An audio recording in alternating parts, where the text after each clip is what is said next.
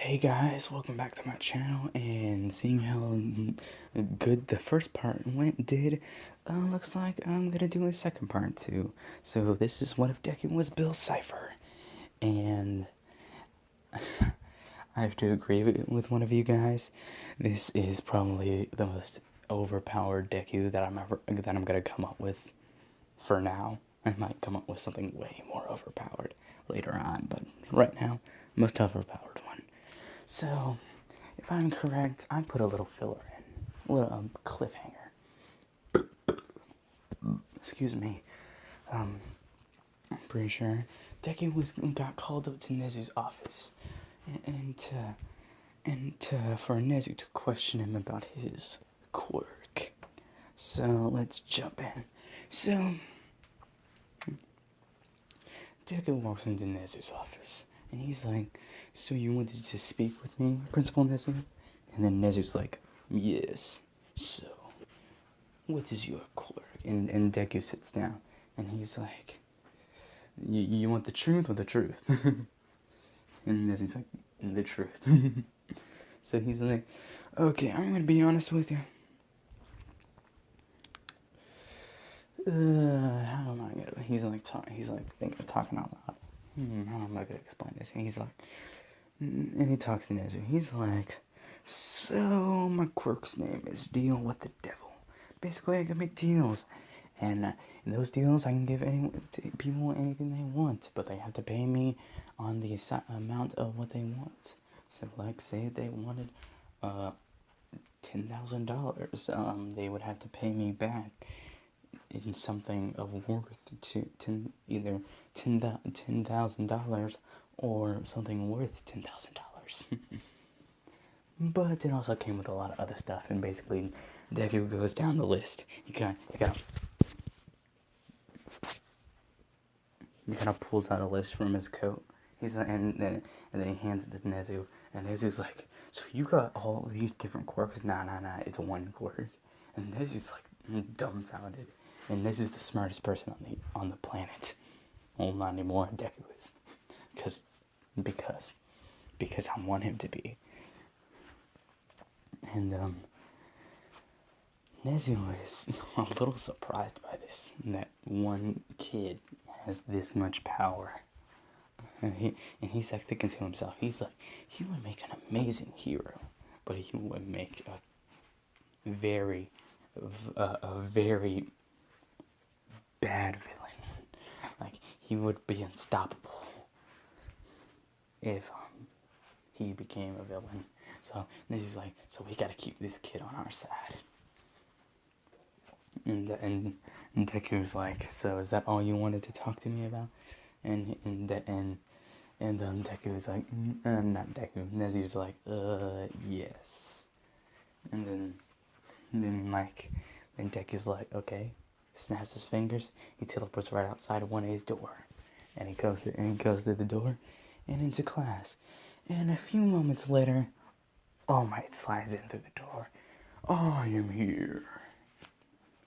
And everyone starts freaking out. Deku is like, it's this sort of fanboy, but not really. He's not big. He's still a fan, but he's not big fanboy obsessed. And then he brings out the hero suits, and here we go, heroes versus villains. Let's say the teams are the same, because I can't really think of anything to swap a Rocket out with this Deku, because I can't think of anyone.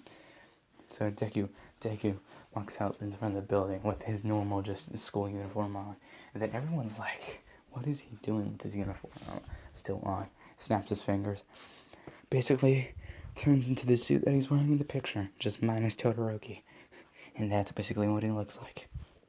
Floating top hat and everything, just take out Todoroki. And everyone's like, "Whoa." Basically, teams are the same. It's just the countdown. 3, 2, 1, go. And they're off to and Deku just starts walking. He's just walking. And then he hears Bakugo coming around the corner, exploding, yelling, "Deku!" What Deku does, he sidesteps him and then backhands him into a wall. Then picks him up with telekinesis and throws him into another wall. And then he kind of morphs reality, kind of binding Bakugo to the wall. And then he wraps him in the capture tape. Bakugo out.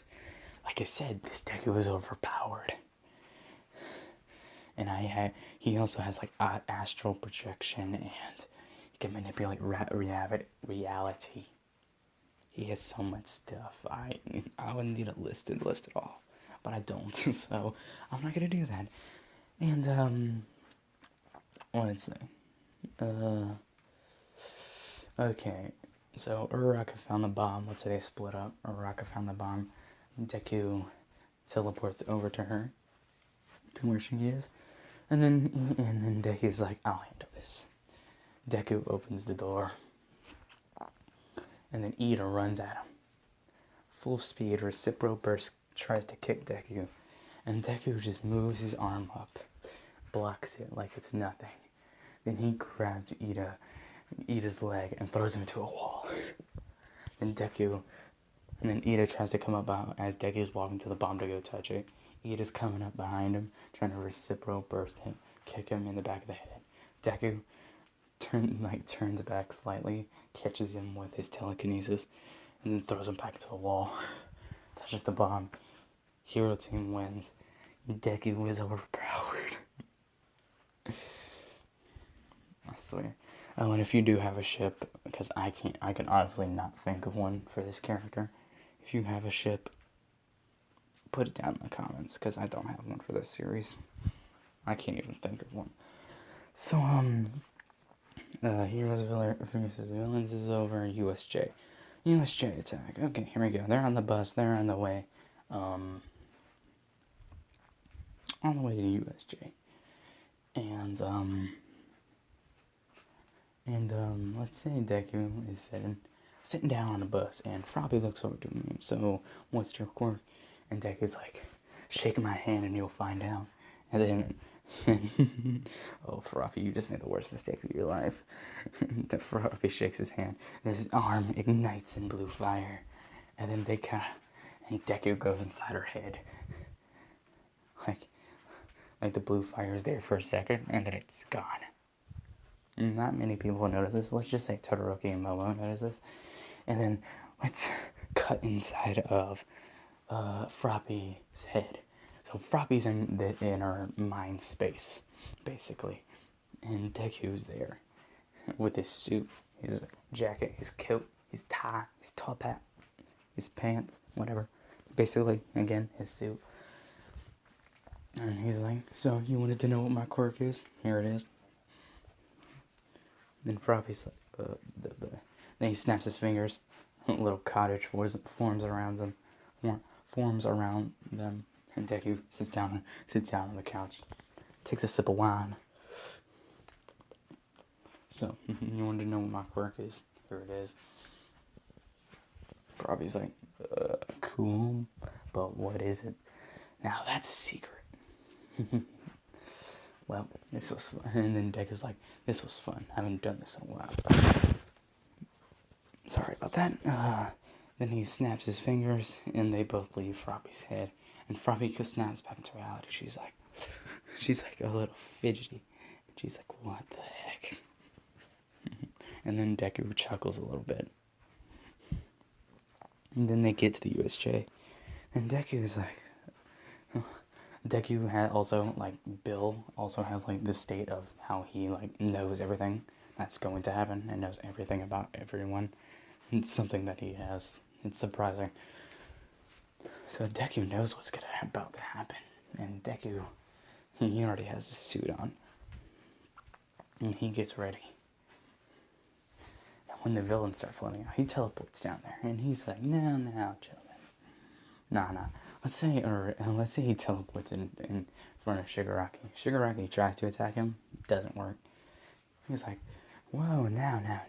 Is that the way to treat a guest? And then Shigaraki's like, guest? It's like, I'm here to make a deal. And he's just like, what kind of deal? Shigaraki's like, what kind of deal? I don't know. What do you want? And he's like, too cute. And then Chigaraki's like, too cute, All Might. And it's like, and Deku's like, sorry, man, that's one deal I can't make. How about this? I heal All for One. I heal your master completely. But in return, you gotta give me something. Then Shigaraki's what? Like what? Like, and Shigaraki is like, what? It's like, First you gotta shake my hand, and then Shigaraki shakes his hand. Blue fire engulfs Deku, more or less, surrounds him. So that's kind of what Bill's blue fire does. He's like, and then like, Shigaraki's like, what's so funny? You just made a deal with the devil. and then Deku starts floating out. Your master is now fully healed, but in return to the deal, All for One gets in more serious condition in a day. So you got 24 hours with your fully healed master. But 24 hours, once the sun rises, he's going to be in more severe injuries than the last time. It's like Shigaraki's like, you tricked me. It's like, no, duh. And then Deku kind of pushes all the villains back with his telekinesis. And, what do I want to say? Yeah, he kind of pushes them all back through Kurogiri. Kurogiri's like, this kid is something we cannot deal with. But before he can teleport away, Kurogiri, and he's like, not Shigaraki, Deku's like, we can't be having that. Snaps his finger. Kurogiri's quirk gets erased. Basically, Deku put Aizawa's quirk effect onto Kurogiri for a long period of time, and then he kind of just forms a prison around him, basically. A makeshift prison, because he can still morph reality. And that's it for the USJ attack. Nothing really happens. Because, and for the Nomu, Deku kind of just, he kind of, let's say, he knows that thing's not living, so he's like, he just tears the brain out of its head with his telekinesis. Everyone's like, holy Jesus Christ. And everyone's like terrified of Deku now. Then Deku comes down from levitating and just walks out. He just summons a cane and starts walking out.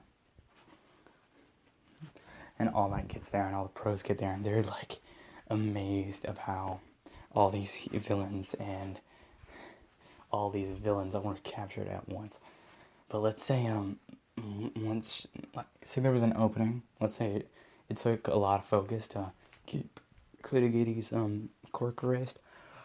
When Deku let his guard down for like even a split second, Kurogiri got himself and Shigaraki out of there very quickly in that second of being free. And then Deku was like, he's like, dang it! And then he starts glowing red because he's mad. Like, basically all the blue in the picture turns red, and his eyes turn like, his pupils turn black and his eyes surround with red. He's mad because he just let Shigaraki and Kurogiri go because he let his guard down. He's like, he's mad. He's mad. And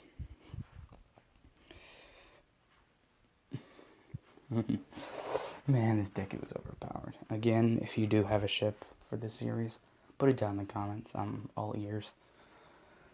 But make one that makes sense. Don't just be random people. Make it to where it makes sense. Or give me a recommendation to add a character so I can ship them. But, that's gonna be it for this part, guys. Make sure to like, subscribe, and I'll see you guys in the next part. Peace.